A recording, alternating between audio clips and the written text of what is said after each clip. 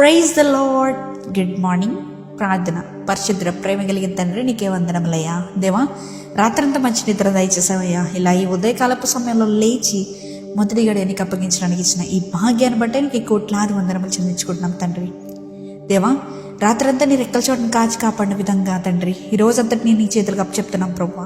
ఈ రోజంతటిని పరిశుద్ధపరచు, నీ రెక్కల చోటును కాచి కాపాడయ్యా.